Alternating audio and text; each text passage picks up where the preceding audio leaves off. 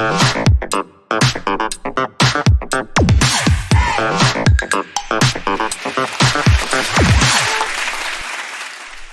want to tell you a quick story about my first and last experience ordering a Work It box. Don't judge.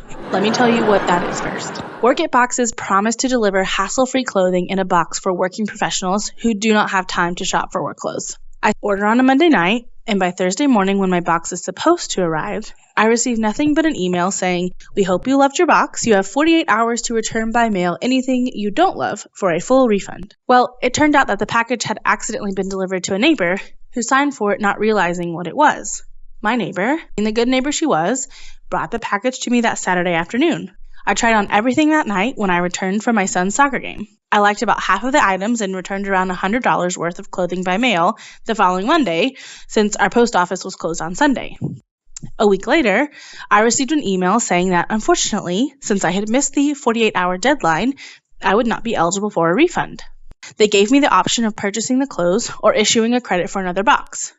I called customer service to explain my package was delayed due to a delivery error, expecting they'd understand and issue a refund, and was promptly told, "I am sorry, ma'am, but you signed for the package, so there is nothing I can do." Are you serious? I signed for the package?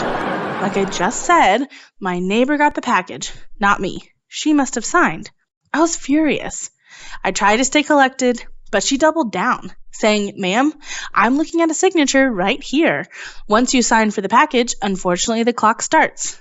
I know there was a signature. The problem is, it is not my signature. "I'm sorry, ma'am, there is nothing I can do."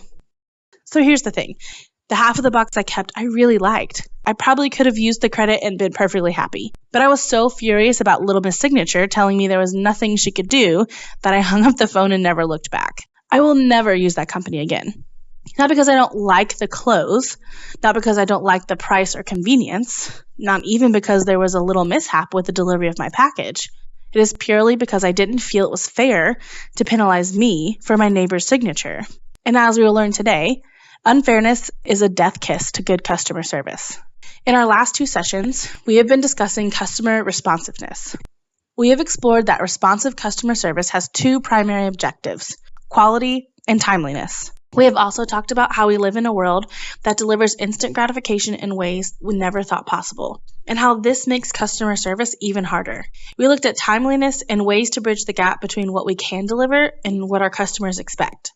And to do so, we looked at a very interesting field of study, the psychology of waiting. We learned that an in-process wait beats a pre-process wait, that a known wait beats an unknown wait, and that an explained wait beats an unexplained wait. Today we're going to talk about two more of my favorite of Maister's propositions on the psychology of waiting, that an unfair wait is longer than an equitable wait, and that the more valuable the service, the longer the customer will wait. But I believe these two propositions not only touch on the timeliness element of responsiveness, but also the quality element. No one, not one person, likes to be treated unfairly. However, in the world of customer service, fairness is absolutely essential. Unfairness is an accelerant. It is gasoline on a bonfire. The more you toss in the flames, the hotter and faster it will burn. It is critical that your customers always feel that they are being treated fairly. Good customer service is fair customer service. Let's look at my experience with the Work It box. The customer service representative had multiple options how to respond to me. She could have said, "I'm so sorry to hear that. Unfortunately, we do require you call and notify us that you did not receive the delivery." Or even better, she could have just refunded me the money, which I would have turned around and spent on the next box anyway. The company would not have been out the money because they wouldn't have lost my business. Another way that commonly makes customers feel they are being treated unfairly is seeing someone else receive more favorable treatment. Let's take an internal customer service example. Jim's company has a waiting list of employees eligible for a company vehicle. Jim was number 5 on the list. One of his coworkers, Betty, number 4 on the list, regularly gave piano lessons after work to the boss's children. The boss let Betty skip to the front of the line and get her company car before 3 other people who were ahead of her on the waiting list. This angered everyone on the list, including Jim. Even though this did not change his overall wait time, it made the wait feel even longer and more frustrating.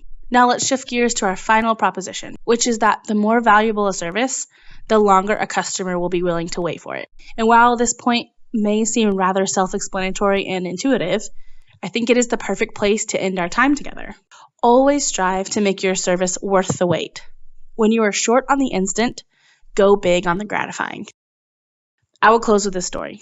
A dad purchased a 3D printer for his son for Christmas. The son, who had special needs, loved 3D printing and hoped to print gifts for his friends and family. Unfortunately, the company that sold the 3D printer experienced major supply chain disruptions, especially with microchips that were essential to operating the printer. Because of this, the printer wasn't ready by Christmas. When the father called customer service to explain the situation, the service representative was moved by the story and shared it with the CEO.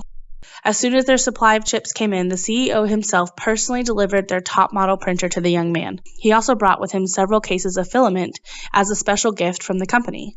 Even though the printer was late, everyone was moved by the response of the company. It had been well worth the wait for the young man and well worth the effort for the company. I hope our time together has challenged you to go above and beyond when providing responsive customer service. Bridge the gap when your service isn't instant by preserving fairness and maximizing gratification. Thank you.